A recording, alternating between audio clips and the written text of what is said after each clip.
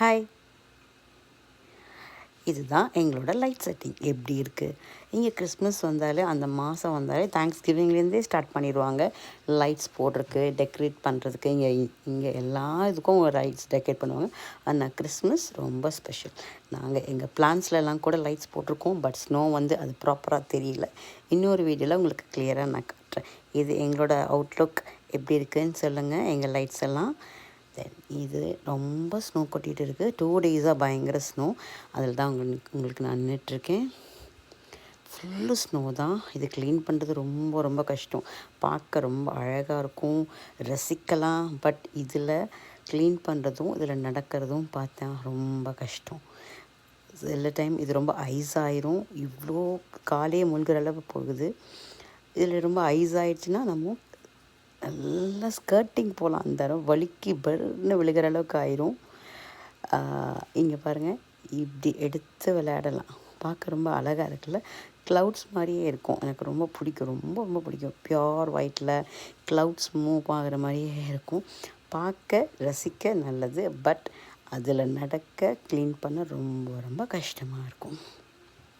இங்கே இருக்க நிறைய வீட்ஸில் இனி ஸ்டெப் பை ஸ்டெப்பாக ஆரம்பிச்சிடுவாங்க. எங்கள் வீட்டில் தான் ஃபஸ்ட் லைட்டிங் போட்டிருக்கோம். அந்த ட்ரீ பாருங்க, ஒரு இலை கூட இல்லை. பட் இவ்வளோ அழகாக இருக்குது. இருக்க எல்லா மரங்களும் அப்படி தான். எல்லா நேரத்துலையும் அது ரொம்ப அழகாகவே இருக்கும்.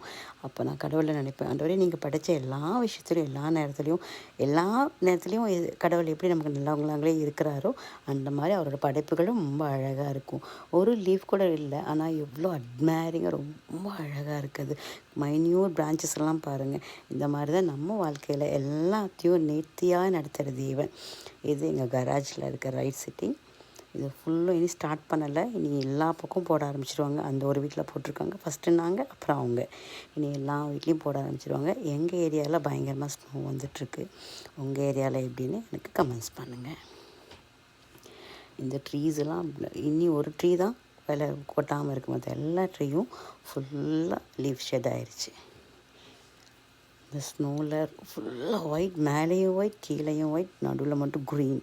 ரொம்ப அழகாக இருக்கும், சூப்பராக இருக்கும். நம்ம இதில் நடந்து போகிறதும் நல்லாயிருக்கும். பட் இது விண்டு ரொம்ப அடித்து இது ஐஸ் கட்டியாக ஆனால் மட்டும்தான் நம்மளால் இதில் நடக்கவே முடியாது. அப்படி கண்டிப்பாக ஐஸ் கட்டியாக ஆகும்போது இது மேலே நடந்துடாதீங்க. அது ரொம்ப நமக்கு ஆபத்தாக இருக்கும். இது எடுத்தெல்லாம் விளையாடலாம், அமுத்தி பார்க்கலாம். பட் இதில் ரொம்ப கேர்ஃபுல்லாக இருக்கணும். இதில் வழுக்கி விழுந்து நிறையா ஆக்சிடென்ட்லாம் ஆகிருக்கு. பட் அதெல்லாம் ஆகாமல் கேர்ஃபுல்லாக என்ஜாய் பண்ணுங்கள். பை.